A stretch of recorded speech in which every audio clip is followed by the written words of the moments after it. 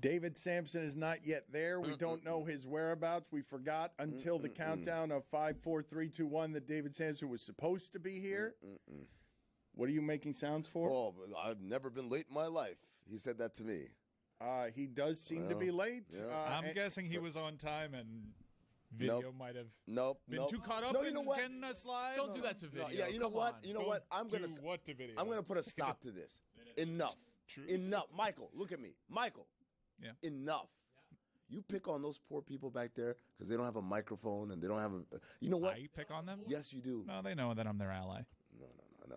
And you, sir, you should be ashamed of yourself.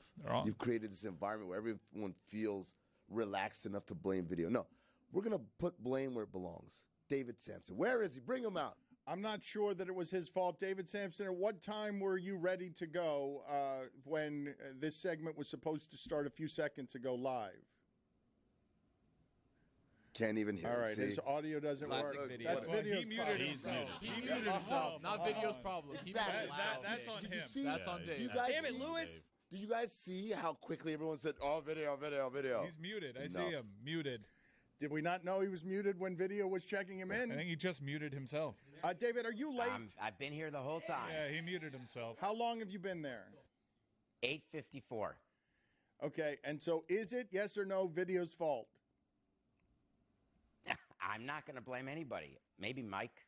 Maybe Mike can't believe that it's time that I'm back for Thursdays. Yeah. Welcome back, incidentally. Was he banished, Mike? Had you banished him? Because he hasn't been on. And did you tell him he was banished? No, I just said we shouldn't have you on this week because there's a lot going on. But look, David Samson's found a way to double his amount of appearances on our show in the middle of all of this. So I don't really understand the Found complaint. a way. Mike, if you do not appreciate the content, it's no problem. I'm more than happy to get out of the chair. I appreciate the content. I just don't think we should come out the gates on Thursdays during the Stanley Cup final and the NBA finals with the former president of the Miami Marlins. I think there's a place and time for that. Like right now, those finals aren't going on anymore. Welcome back. How about those Marlins? What do you call a mean? Amin is talent on the show. Thank you. That's all I wanted to know. He's here. Thank you. He's part of the ensemble. Yeah. It is awkward. Mike Ryan has been awkward for Why are a you bit guys here. coming at me? Like I'm just. It's all your fault. You know, I It's find only doing been this 20 show- years, Dan. 20 years. I'm enjoying doing the show less and less, and you guys are putting me in a terrible position at the start of every. How about you guys come up with your own content? Don't just go obnoxious Homer Mike. What are you doing? You set a table for me, and it's just like I'm in a losing proposition. I'm here spinning all these plates. Right. I fall on the sword for television. You tell me I'm an a-hole. I'm up to here. Okay, I'm up to here. I know, but I'm doing a lot. All right, I sacrificed my own career to be back in this chair and elevate the show to new heights. And I'm being totally disrespected every time I sit in here by a bunch of people that don't get what it is I do. Why are you turning into Trump? You sacrificed your career or did. you built your career? I sacrificed my career and personal development to sit back in this chair. And all I get is disrespect as soon as we crack open the mics.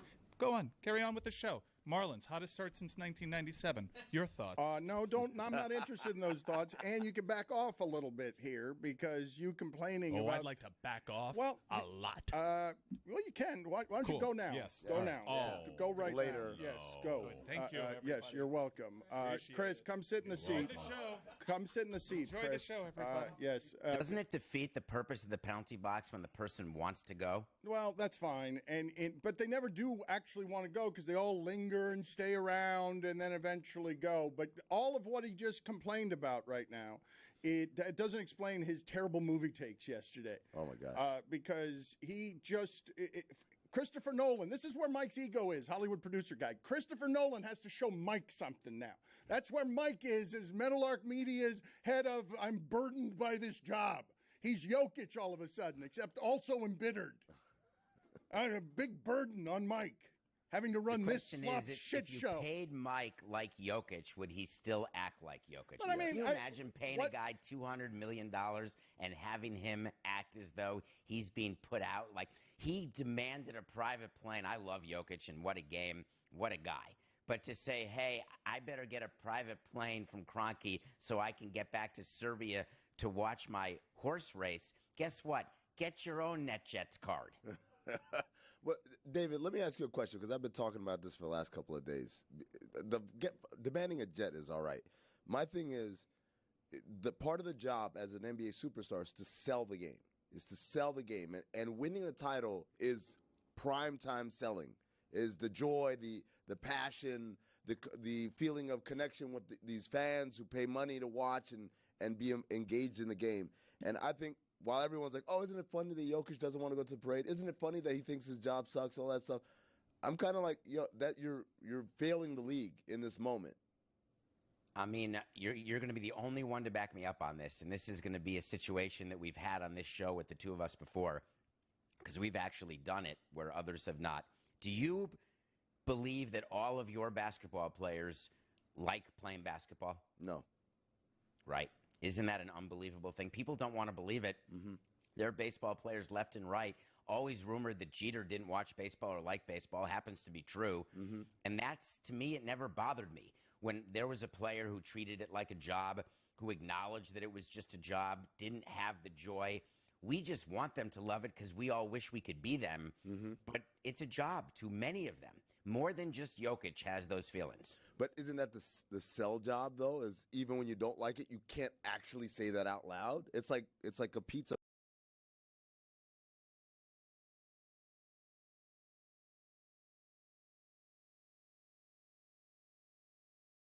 person saying, oh, my pizza kind of sucks.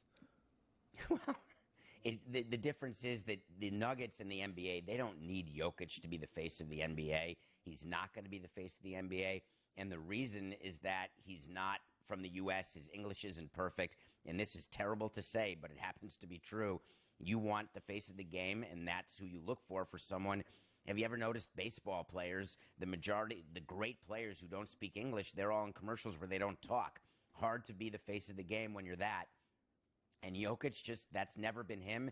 It's Mike Trout did it in Major League Baseball. He actually said to Rob Manfred, I don't want to be the face of the game. I don't want to do these commercials. Don't bother me. No, Samson, I'll collect my money. I've got the move for Jokic because Keyshawn Johnson is on television still ripping the MVP, saying he's a potato. I don't want to watch all of that. Calling him a potato is great. He should sponsor potatoes. Well, this is what I want to go down. This is the path I want to go down. He is writing fictional, like anti-Ted Lasso comedy writing with, I don't know where I put the finals trophy. I just want to go home. Stop bothering me with this parade shit. And I'm saying lean into that. It's a different brand than anyone's ever had in the sport. Just go full on in on I am Gen Z. I have a different relationship with work than the rest of you. I'm going to sell loaves of bread and potatoes because I'm going to be boring on purpose. And my whole commercial campaign is not going to be flying over people. It's going to be, I don't want to be here. It's pay me my money. I'll sell you potatoes. My brand is I'm going to dominate you, even though I couldn't give a flying bleep about your sport. I'm just going to run roughshod and buzzsaw all your sneaker salesmen. Except he won't sell that. He won't film that commercial. That'd be fun if he were in on the bit, except to him, it's not a bit. So how would that work exactly? Just ramp it up is what I'm saying. Just keep ramping it up. But without him? No, but, man, Michael Jordan wasn't that interesting. Nike made him that interesting. Michael Jordan just went along for the ride. But what David is saying is that Michael Jordan went along for the ride. No, but maybe he's got a sense of humor about it. Hey, we've got a commercial campaign. It's not as stupid as all the other ones. Nobody won't do it. That's the whole point. Michael Jordan showed up to every commercial shoot. Jokic wouldn't even show up. That's why there's no commercials of selling potatoes or whatever it is. He wants to go drink beer. I noticed that his brothers were happier that he won the title than he was. So that's what's perfect, right? Have his brothers celebrating, have video of him on his horses back in his homeland, have him drinking beer, not paying attention to any of it, not caring. You're right, Dan. Gen Z will eat this up. Like for me, I'm on that same borderline as Jokic is between millennial and Gen Z, and I love that he doesn't like his job. It's amazing. It's unbelievable. I've never seen anything like this. I'm just imagining him waking up the morning of Game 5 just like, got to go to work today. How can I get out of this? No, better. I think he woke up saying one more. I think he woke up saying the gentleman's sweep. He was annoyed that it was a gentleman's sweep because it cost him a couple of extra days. And it's the perfect level of motivation, right? Because we saw, like, when LeBron cared so much, it became this big emotional hurdle every single one of these games. He's physically and emotionally exhausted at the end of it. There's a reason Jokic doesn't look exhausted. It's because he doesn't really care emotionally. He just cares physically. He wants to be done. Exhausted. Doesn't he always look exhausted? What are the chances that it's all a bit? I wish. He'd be the funniest comedian in the history of sports. First of all, Chris, I think that's an excellent idea. I think the whole losing the Finals MVP trophy is that. I think that has to be a bit. Oh, I don't know where shut up, man. He sees that, like, the one where it's like, oh, the parade's on Friday. Like, that went viral. He's probably like, oh, I could lean into this a little bit here. It's such a good character. No one's ever done it, Samson. You got all these guys, Conor McGregor, everybody else, making money with their mouth. This guy's got a gold mine around, I'm going to create the brand that dominates you, even though, no, it's not just do it. I'll do it if I have to. It's not just do it from Nike. It's must I do it? Okay, I'll do it. Do I have to?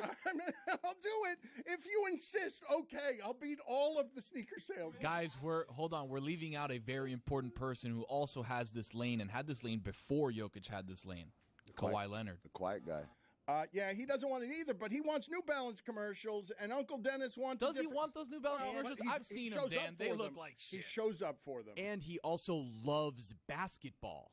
Like, he watches old highlights. He cares. Jokic doesn't even like the sport. He doesn't care. Well, that can't be true.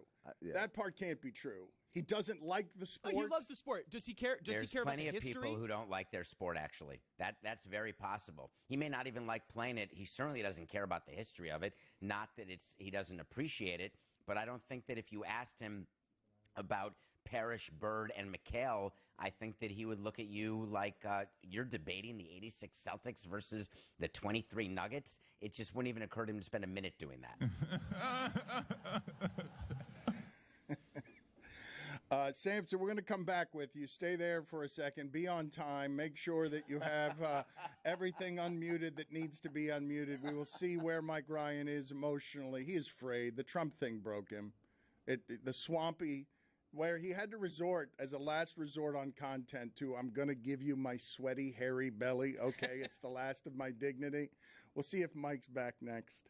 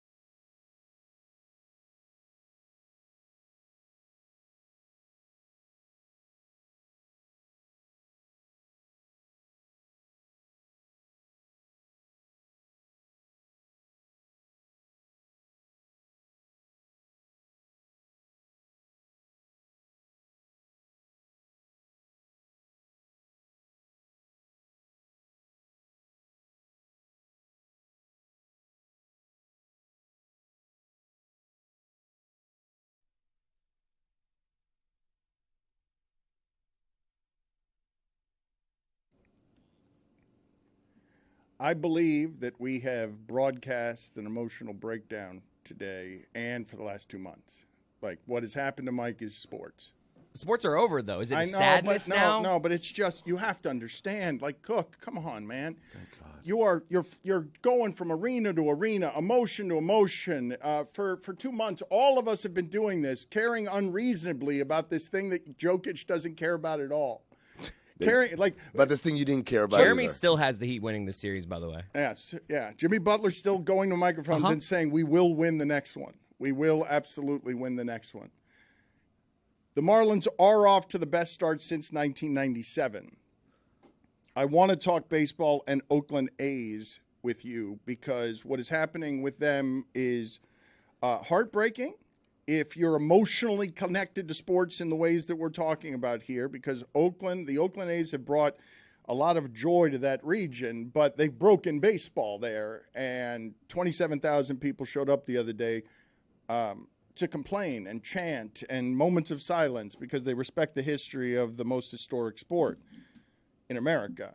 David, your thoughts on what just happened recently? It seems more real, Vegas today, than it did yesterday to me, but I don't know the ins and outs of business and when I'm being lied to by press releases. Well, you're definitely being lied to.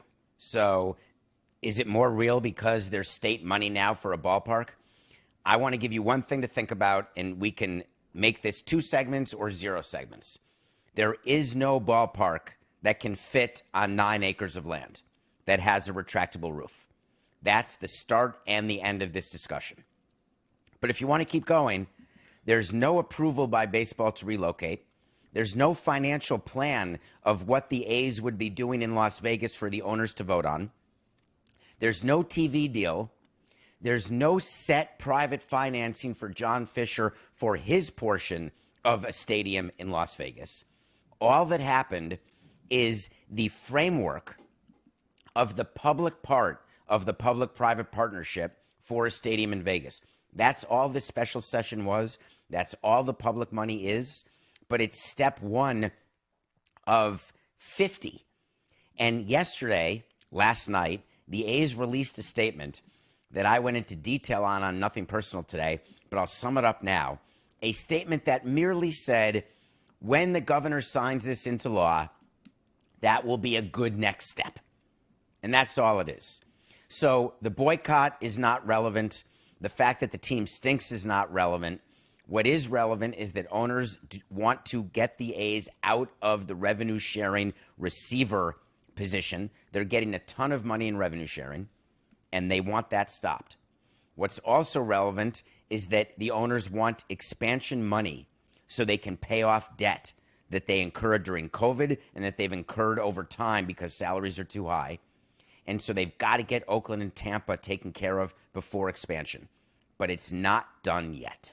And you've been saying that for a while. Is it going to be done? Are you of the belief that the most likely scenario here is all of these public lies somehow leverage Oakland into building a ballpark that can't be built unless there's the threat of them moving to somewhere else, and probably won't be built even with that? No, I think it could still be built at the Howard Terminal. I think that they were closer to a deal in Oakland than they even are in Vegas.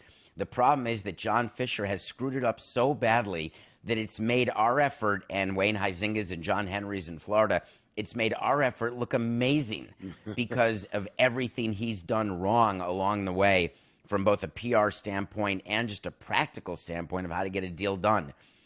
I think that MLB needs Vegas as an expansion candidate, and to waste them as a relocation is a real disservice to maximizing your expansion fee. And that's what owners are concerned about right now. That's why there wasn't a vote with the owners' meetings that are going on in New York right now, because there's nothing to vote on yet. Do I think eventually the A's move to Vegas? I'm still a no on that. And I'll be the last holdout, and I'll come on the show and admit mea culpa that I was wrong. But there's nothing that tells me that a deal to Vegas is anywhere near complete. But you're complete. basically saying in 2023, I don't want to stay here too much longer, but give me the bullet points on all the things Fisher has done wrong, because you're basically saying that all of this is just meant to leverage Oakland, that it's all lies, that there's no truth here to anything Vegas related as it relates to the A's. No, I'm not. There was no truth to the Marlins going to San Antonio. There was no truth to the Marlins going to Vegas, because we were told by Bud Selig before we even met with the mayor that he wasn't going to allow a team in Vegas. So there's no truth to us moving to Portland. We wanted to stay in Miami. That was pure leverage. The A's have a problem. They need a new ballpark. It's not going to open in 27. So I do think that there is some truth to the possibility of Vegas, but John Fisher going parallel paths is what you're supposed to do, and he chose to turn his back on Oakland, and even including yesterday when he wouldn't even address the media who wanted to talk to him. I could have given him 5 talking points that he could have told the media that would have started to repair the relationship in Oakland and help the relationship in Vegas. And all he said was, thank you to all of the people in the Senate and the Assembly for getting this bill passed. And it wasn't even attributed to him. It was just a blanket sort of ordinary PR statement release. It's just sad to me that they've made these mistakes when we worked so hard to pave a path to show people how to do it, to lie and better. Where the mistakes You're offended that the blueprint you gave Yes. them to lie better hasn't been executed more competently. It's horrific. We told them how to do it, and I learned from people before me how to lie, how to leverage, how to make up stuff in order to get more public money. We had it, and we gave it to them, and they've thrown it all away. That's a good podcast name, How to Lie. I mean, Samson gave them a blueprint that would have worked. It worked in Miami, and it shouldn't have worked in Miami. David, who gave you the idea to wear the cowboy hat? Because, like, that to me, was me. That's just such a, like... Boots, too, right? How ridiculous did you feel putting on those boots and that hat and going full professional wrestling character, I'm the guy selling the team? Well, you know, it required me to get to our broadcast partner to tell them where I was sitting and for me to sit in a place where the camera could get to and knowing when it would be on camera and then being able to make sure that that was done. So it was staged, of course. And did I feel weird as a 5'5", 125 Jewish guy wearing a 10-gallon hat and shoes that didn't fit? Never wear the hat again. Never wear the boots again because it's silly. I'm not that guy. Did you have the little bolo tie as well? I don't remember. Did you do the little? No. Were you thinking about doing the little bolo tie? You considered it?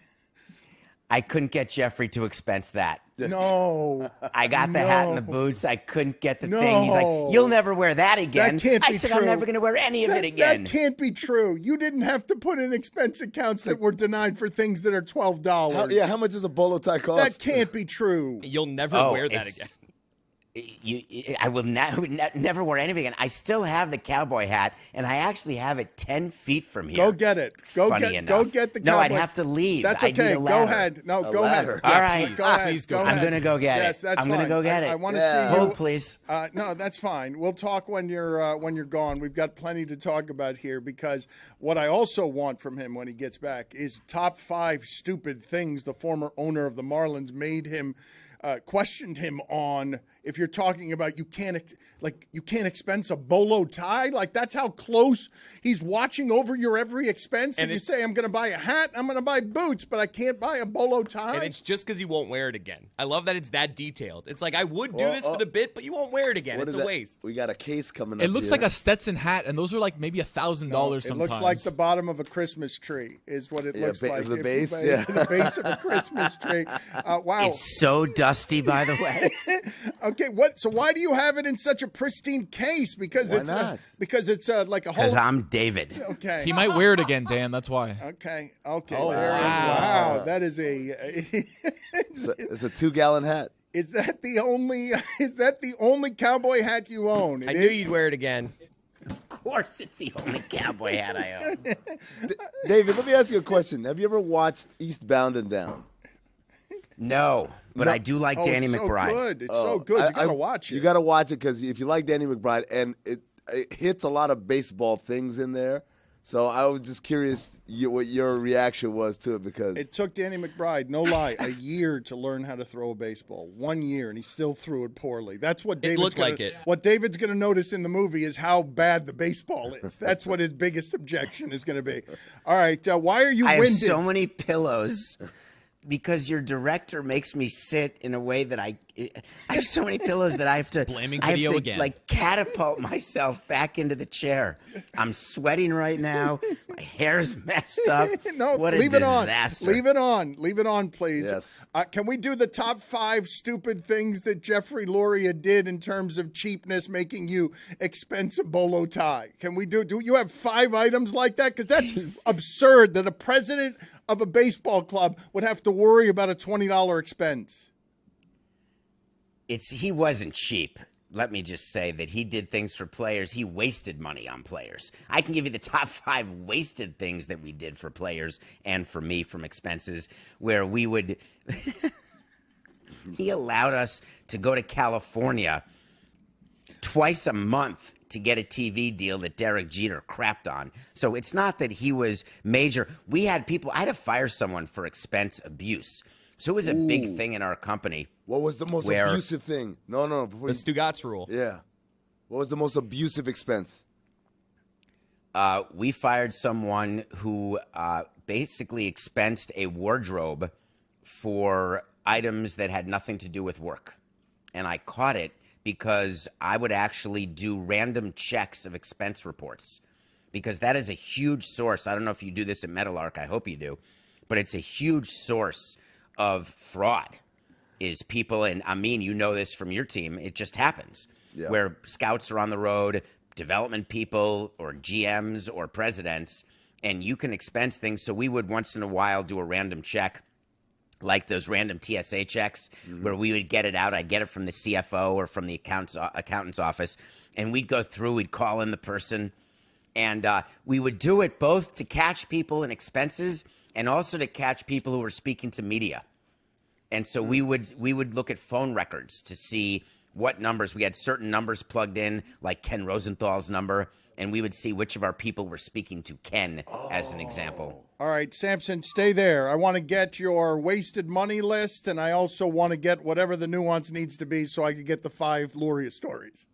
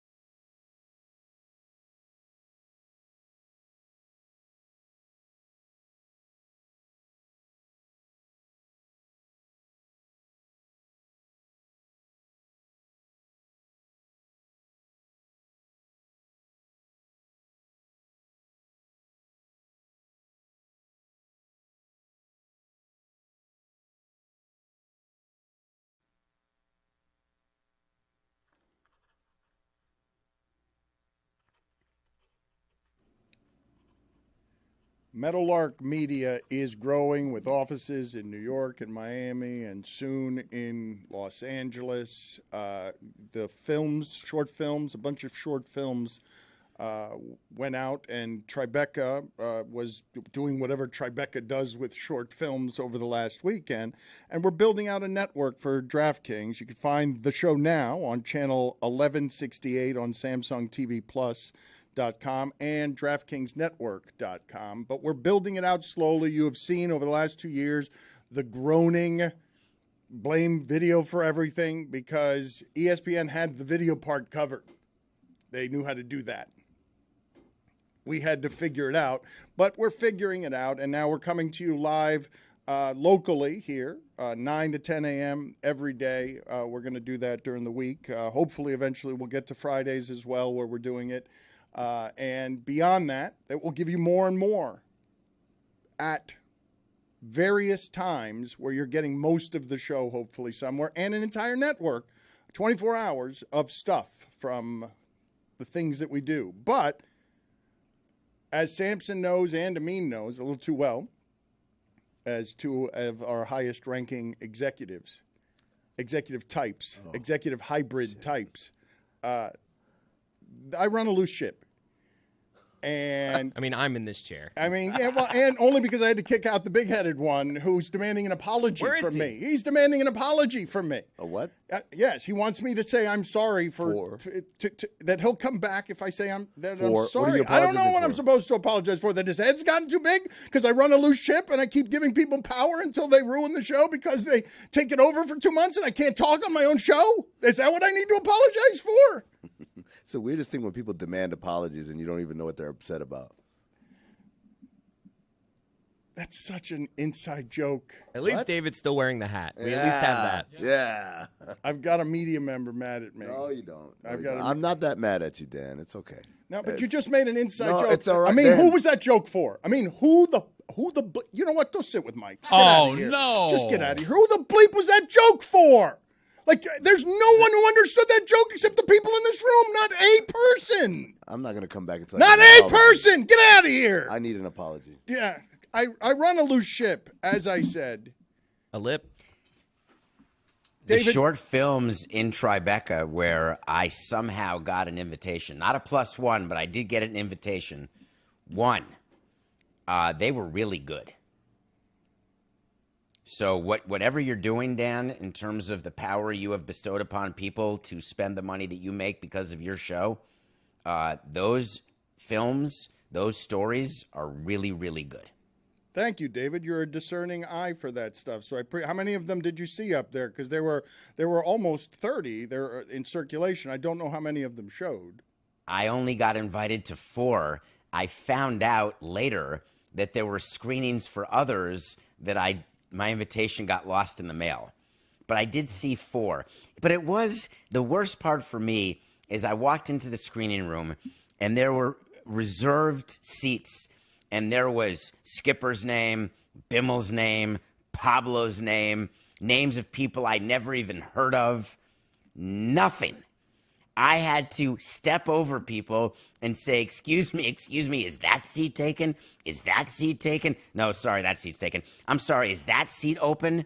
And so I ended up close to the first row, neck hurting, because that's the only seat that was available. I don't even want to tell you who I was sitting with because it may upset you. Oh, no. But if that was my wife, I'm going to set fire to an executive branch of this building. My wife was sitting in the first row next to you. Oh, my God. Somebody's going to get fired by the end of the day. By the end of the day today, she did not tell me that. The reason why we agreed to not tell you. You've got to be. It's a conspiracy, Dan. Shitting me. Doing it on air. Good decision. You have got to be shitting me.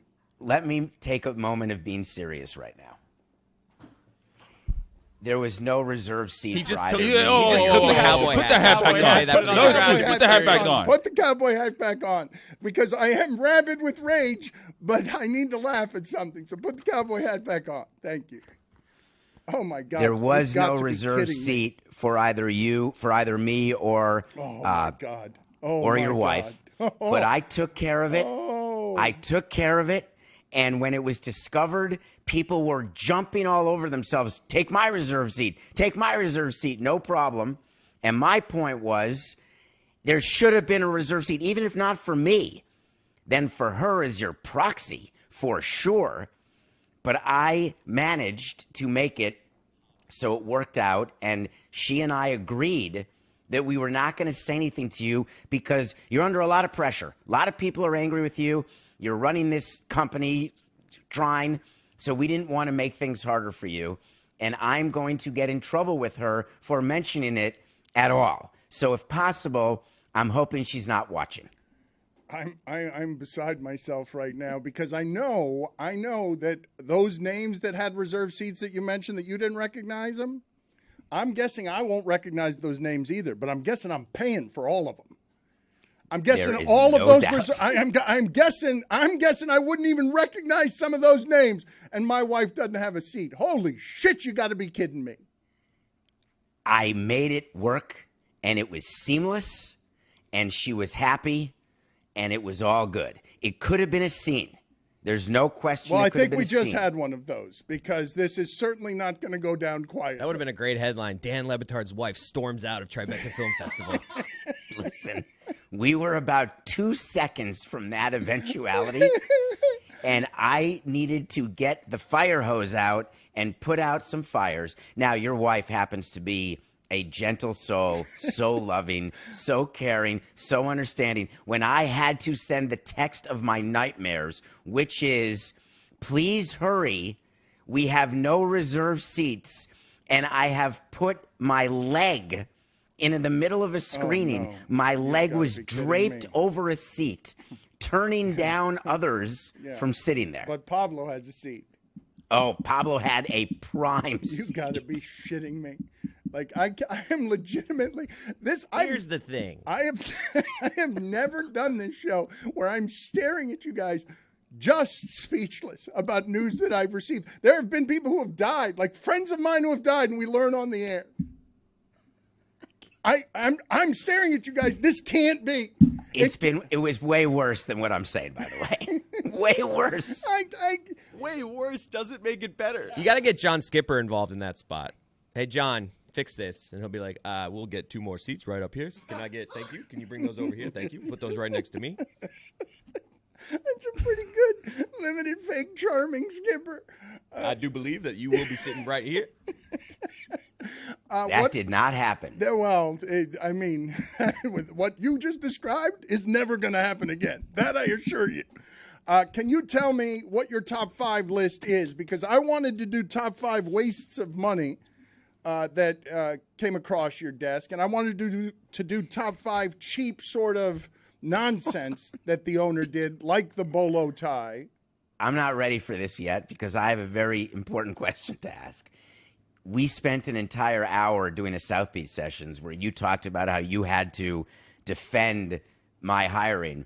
Are you prepared to continue that defense when the call comes in from Skipper and Bimmel that I have been excommunicated for having brought this up? I feel the same way about my impression. Am I good? If you guys think there's a result here that involves my wife sitting in the first row of films that we made and me apologizing to anyone about anything, like that's a thing that will never happen for as long as I live, for as long as this company's alive. I am far more interested in Chris's fate and my fate right now. We're in this together, David, you and I. Haven't I proven that I'll protect Chris's future? That's true. Chris, I'm good. You're actually in better standing, except that doesn't address my situation. That said, there is reason to believe that I'll be okay, but not a lot of reasons. You want me to protect the job, incidentally, of the guy who showed up late because he was drunk to the one report that he had on the show and blew bad breath in Roy's face. And I thought about this after I left, and I saw some of the numbers come across my desk on just what all these things cost. I have no proof that they weren't in a hotel room here in Davie. There was no proof they were in Vegas from the video they shot on our show. It was just, it could have been in a hotel room in this building. There was zero proof that they were in Las Vegas, but they were hungover, they were drunk, and they had slept very little, and neither one of them was very good on the air. That's what I paid for. Dan, where is your desk? I don't have a desk. Oh, you just said it came across your desk, and I laughed because I'm not aware of your desk. My desktop. I'm sorry. Oh, desktop. Excuse me. Can't say even a butte. Can you please give me your list of whatever it is that you're doing? Number 4. Number 5, I can't do. So number 4. What do you mean? What do you mean? What? You What do you mean? that you Why'd can't you do put that? it at 5? Number 5, worst expenses that have ever come across your desk. Number 5, expense report related crime and malfeasance. No, that's not what the list was. What's the list? You said that you wanted the list of the top 5 things where we could be looked at as potentially penurious. That is not wordy what I title said. for a not list. what I said Stugotz at is all. not here. Let's get through it. We got 90 seconds. Let's be penurious. Number 5, a list. Making Dave Van Horn carry his own briefcase because we wouldn't put games on the radio, so we carried a briefcase that was the internet to record games. He's an 80-year-old man. Number 4. Not allowing baseballs to be given to fans when they're foul. You took him back? What? No You way! took him You back? cheapskates. Number 3. Hold on. We'll get follow-ups. Number 3. We'll get follow-ups in the next segment. I can't believe that's number 4. You were taking baseballs back. Number 3. We're out of time. Number 3. It's 12:30. Number 3. No suite for me at the owners' meeting. A regular hotel room with twin beds. Yes. Number 2. The only team president. Number 2. You asked all the others. Number 2. What else are you going to talk about? Number 2. Forcing our GM to drive to the winter meetings from Montreal to Boston. Instead of flying. In snow. And to save a little money. And finally, you know what? He's not going to be able to get number 1 out. We'll come back with number 1. Stay right there. Number 1 is better than all of those. Still wearing the hat. Why were you stealing foul balls from the customers?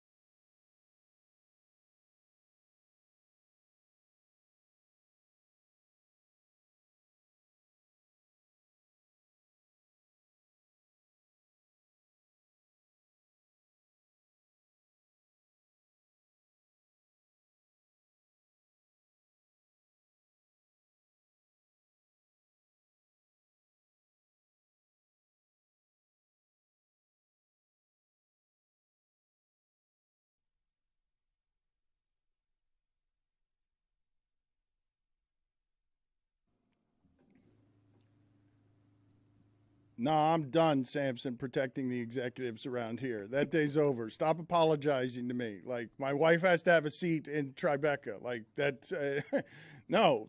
Everyone needs to learn about this. This needs to get aggregated, and the company needs to be embarrassed. Like that. No, like don't. There's no problem. You're calling for shame on this company. Yes, this company brings plenty of it without me calling for it. All of you.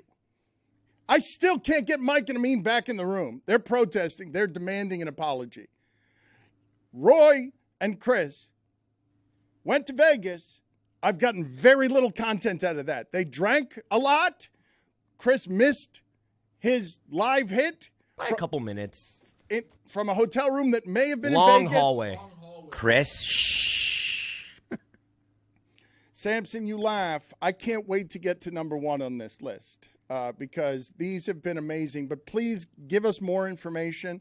Were you wrestling foul balls away from your fans in the stands? Were you having security come over? When did this happen? Give me the details, please. No, we basically had told all security guards down the line and all ball boys and ball girls that any ball in the field of play, and we told players too that no balls may be put into the stands. We did not want to waste them. We used them as BP balls. And when players would throw them into the stands, I would be the one who'd have to go talk to the players after the game to remind them not to do that. David. So when they wanted to be kind and create lifelong connections with fans, that's when you made sure it wasn't happening? I still remember. I didn't want lawsuits, and I wanted the $7 balls back in the bag. Lawsuits? I still remember when Jerry Manuel tossed me a ball in 1997. Like, it is such like a cool thing for kids and fans. Like, it's how much? I mean, are baseballs that expensive? Chris, what is the total amount of dollars you've spent to buy Marlins tickets in the past 2 years? Me? Yes. These last two recent years? Yes. Like $120 maybe. Okay. He's wearing a Marlins hat. Okay. He created a connection. Did you buy the Marlins hat? I did. Expensive. Hats are expensive. Lids, Wait, get did over you buy it yourself. online or at the team store? Lids. Oh, that doesn't help the Marlins. It doesn't? It doesn't? No, the only way to help the Marlins, not even online, the only way to help the Marlins is by going to the team store at the ballpark. You don't get any of those $42 they charge me for this thing? $42. Not 1/30 of not 42. And when you buy online on MLB.com, that's 1/30 only. But in the New Era store, or whatever they call it now at Marlins Park, that is 100%. What is 1/30 of not 42? I didn't take that class in high school. 10/100. Because lids is upcharging. So baseball doesn't get, they get the cost of the hat, not the retail cost. Samson, let's get to number one here. So I thought you were wrestling away foul balls. I thought that you were personally going down into the stands. I don't know. You made Bindfest. You made Bindfest drive from Montreal to Boston in order to save the plane ticket. Like, if you're willing to go to those lengths, I've got you wrestling away foul balls from your customers.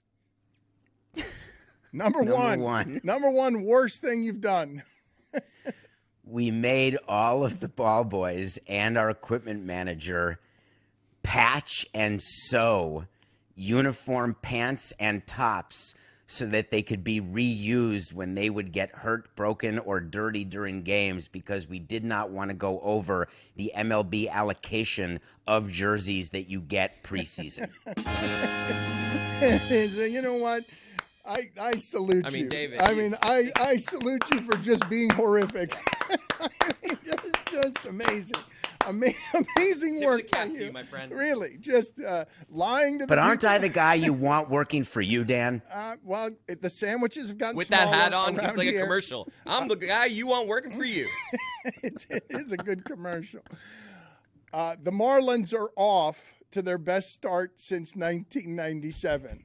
They are interesting. But are they good? They've won a lot of one-run games. They're good. Their run differential is not good. Their run differential, they've been outscored this season. Their record. It was god-awful at the start of the season. They've improved it in the last month. But let's talk, David, about the Marlins. Are they the more interesting team? Are they capable of doing what you were able to do the year that the Marlins didn't win the World Series, but when, 81? They won 81 games?